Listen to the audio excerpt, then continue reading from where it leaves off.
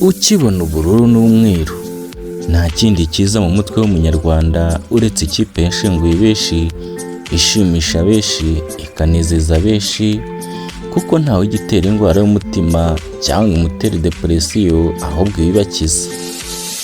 Iyo nta yindi ni igikundiro cy'abanyarwanda, isaro ry'i Nyanza, Rayon Sport. Njye mwumva nk'ibisanzwe ni Emmanuel Byiringiro. Iyi ni Hopa Lion TV. Reka tugaruke kuri Rayon Sport. Nk'uko ku itariki 7 Ukuboza 2024 hari umukino w'ishiraniro wiswe 1000 Hills Derby, cyangwa umukino w'ishiraniro wo mu rw'imisozi igihumbi, ugomba kuyihuza n'ikipe mukeba w'ibihe byose APR FC. Ibyishimo ni byose kuko Rayon Sport ariyo kipe yo mu Rwanda ibashije kuzuza stade Amahoro ivuguruye yakira abantu bangana n'ibihumbi 45 bicaye neza. Ubwo umunsi w'umukino wageraga nta tike n'imwe yari isigaye ku isoko, kuko ayo matike yose angana n'ibihumbi 45 yari yamaze gushira ku isoko. Ese ninde utemera ko ikipe ya Rayon Sport ari ikipe y'ubukombe mu Rwanda?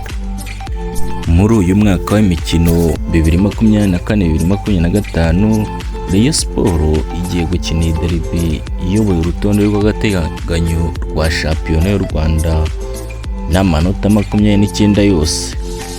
Rayon Sport ibifashijwemo n'abakinnyi bayo bari mu bihe byiza byabo muri isi. Twagaruka ku bakinnyi bakurikira: kapitene wayo Muhire Kevin, rutahizamu uri kubica bigacika Faringanye, ndetse na Garidiye Kadim Ndiaye, Ombolenga Fitina, ndetse na Aimable Nsabimana, tutibagiwe na Iraguha Haji. Iyi kipe y'ubukombe mu Rwanda ya Rayon Sport yabonye izuba mu kwa gatanu tariki 7 mu mwaka w'1968, ivukira i Nyanza mu majyepfo y'u Rwanda. Iyi sezi imeze neza cyane kuko iri ku mwanya wa mbere n'amanota 29 mu mikino 11 imaze gukina. Yatsinze imikino 9, inganya imikino 2. Birumvikana nta mukino n'umwe iratakaza. Yinjijwe ibitego 3, ikaba izigamye ibitego 19. APR FC bigiye guhatana uyu munsi iri ku mwanya wa 3 n'amanota 19. Nubwo ifite ibirarane 2, niyo yabitsinda byose ntago yahita ijya imbere ya Rayon Sport. Mbere yo kugira ngo uyu mukino ube w'ishiraniro, Rayon Sport, abakinnyi, abayobozi bayo n'abatoza babanje kugirana imihigo, biyemeza gutsinda uyu mukino byanze bikunze, bishobotse cyangwa bidashobotse. Iyi nama yari iyobowe na Twagirayezu Tade, uyobora Rayon Sport muri iki gihe nk'umuryango, ndetse na Gacinya Denis Chance wigeze kuyobora Rayon Sport. Abakinnyi bose, kapitene, biyemeje ko uyu mukino bagomba kuwutsinda byanze bikunze. Bakimara kumenya ko stade Amahoro yamaze kuzura, biyemeje guha ibyishimo abanyarwanda ndetse n'abafana b'iyi kipe bayikunda ndetse batajya bayitenguha. Uko bwije n'uko bukeye, Umureya ahari hose ashyigikira ikipe, ntajya ayitenguha uko byaba bimeze kose, mu bukene, mu bukire, mu byago, mu bibazo, mu byishimo, mu munezero, mbese ibihe byose uko biri, Rayon Sport Umureyo nyawe ntago ajya yiva inyuma. Hari bamwe badatinya kuvuga ko ubureyo buvukanwa butigwa. Ese nawe wemeranya n'ibi bintu?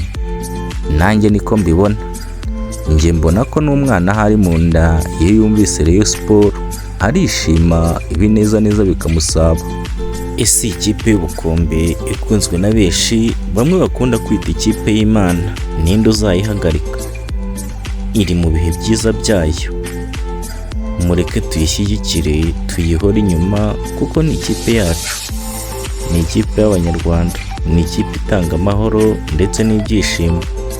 ni ikipe ihuza abantu urugwiro ndetse bakanishima, bigashyigikira amahoro mu banyarwanda ndetse n'iterambere muri rusange.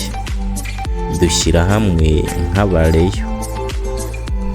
Ese wari uzi ko iyi kipe iri mu kipe zikuze mu Rwanda, hamwe n'Amagaju ndetse na Mukura, zose zo mu ntara y'Amajyepfo?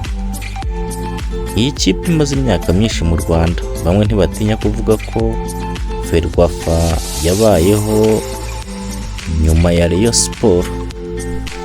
Komeza ukore subscribe, share, wandike muri comment, ukomeze gushyigikira umuryango mugari wa Hope Lion TV. Dukomeze kubana mu byegeranyo n'inkuru zicukumbuye, zibashimisha kandi zikabamenyesha benshi. Ndabashimiye, njye ndi Emmanuel Byiringiro. Nimugire amahoro.